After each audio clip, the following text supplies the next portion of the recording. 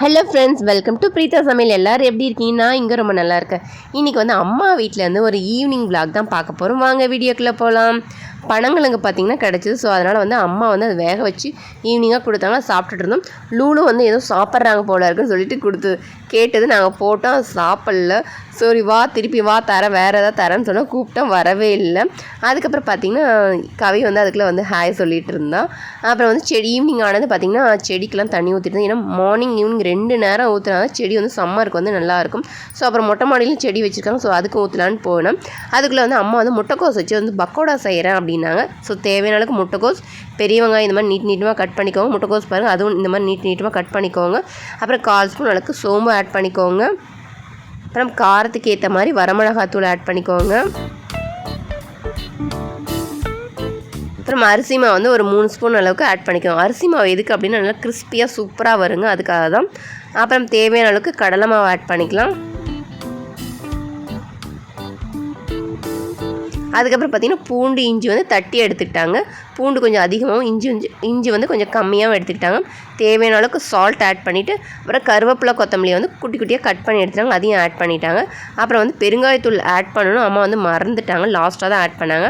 எல்லாம் மிக்ஸ் பண்ணிவிட்டு தண்ணி விடாத மிக்ஸ் பண்ணிக்கோங்க. அதுக்கப்புறம் மிக்ஸ் பண்ணதுக்கப்புறமா தண்ணி கொஞ்சம் கொஞ்சமாக தெளித்து தான் இதை வந்து நல்லா மிக்ஸ் பண்ணணும். பாருங்கள், இப்போ தான் பெருங்காயத்தூள் ஆட் பண்ணுறாங்க. தெளித்து தான் ஆட் பண்ணணும், அப்போ தான் பக்கோடா வந்து சூப்பராக வரும். அதுக்கப்புறம் ஆயில் ஹீட் ஆனது அதை வந்து நல்லா உதுத்து நீங்கள் போடுங்க, அப்போ தான் சூப்பராக வரும். 2 மினிட்ஸ் அளவுக்கு பார்த்திங்கன்னா டிஸ்டர்பே பண்ணக்கூடாது. ஸோ நல்லா கிறிஸ்பியாக வந்து வேகட்டும். அதுக்கப்புறமா தான் கொஞ்சம் டர்ன் பண்ணி விடணும். ஸோ சூப்பராக வந்துடுதுங்க, ரொம்ப பிடிச்சிருந்து. குட்டீஸ் வந்து முட்டைக்கோஸ் இந்த மாதிரிலாம் சாப்பிட மாட்டாங்க, ஒரு சிலர் பிடிக்காது இல்லைங்களா. அவங்களுக்குலாம் இந்த பக்கோடா செஞ்சு கொடுத்தீங்க அப்படின்னா சூப்பராக பிடிக்கும். ஏன்னா பக்கோடா வந்து முட்டைக்கோஸில் செஞ்சதுனே தெரியாது, அந்த அளவுக்கு டேஸ்ட் வந்து அல்டிமேட்டாக இருந்தது.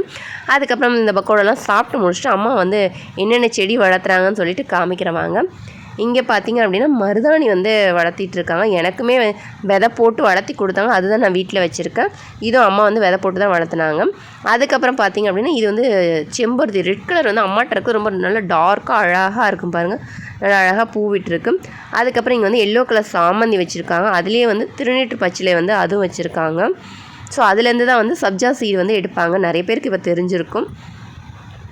பாருங்கள், அழகாக கலர்ஃபுல்லாக வந்து எல்லோ வந்து சூப்பராக இருக்குங்க. அப்புறம் இது பார்த்திங்கன்னா லைட் பிங்க் கலர் செம்பருத்தி, இது பார்த்திங்கன்னா ஒயிட் கலர் செம்பருத்தி. அதுலேயே பார்த்திங்கன்னா இந்த கீரை வந்து வச்சுருக்காங்க, நாங்கள் லைன் கீரைன்னு கூட சொல்லுவோம். இது வந்து ஒயிட் கலர் செம்பருத்தி.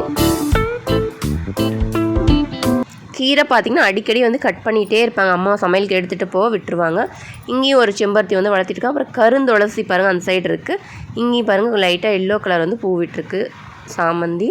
அப்புறம் வெங்காயம் வந்து அழுகின வெங்காயம் போட்டிருப்பாங்க போல இருக்குது, அது வந்து வளர்ந்துருக்கு. அப்புறம் மணத்தக்காளி வந்து கீரையும் பாருங்கள் விட்டுருக்கு. நிறைய காய் பழம்லாம் பழுத்து இருந்ததுங்க பாருங்கள்,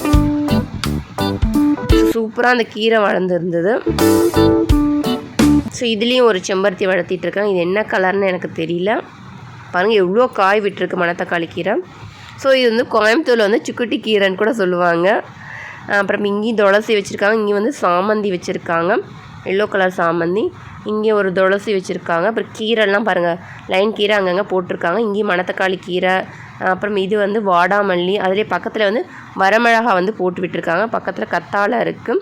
அதுக்கப்புறம் ஈவினிங்காக பார்த்திங்க அப்படின்னா வாக்கிங் போகலான்னு சொல்லிட்டு வாக்கிங் போனோம். எதுக்கு போனோம் அப்படின்னா அங்கே வந்து அம்மா இருக்க வீட்டிலலாம் பார்த்திங்கன்னா பக்கத்துலலாம் இந்த மாதிரி பூக்கள், அந்த இது வந்து காகித பூன்னு சொல்லுவாங்க, நிறைய பேருக்கு வந்து தெரிஞ்சிருக்கும். அது கலர்ஃபுல்லாக சூப்பராக இருக்குங்க. இங்கே பார்த்திங்கன்னா நல்லா கலர் வந்து சூப்பராக இருந்தது. ஆரஞ்சு கலர், ஒயிட்டு, அப்புறம் பிங்க்கு, பார்க்கும்போது சூப்பராக இருந்தது. ஸோ அது அப்படியே வாக்கிங் போகும்போது வீடியோ எடுத்தேன்.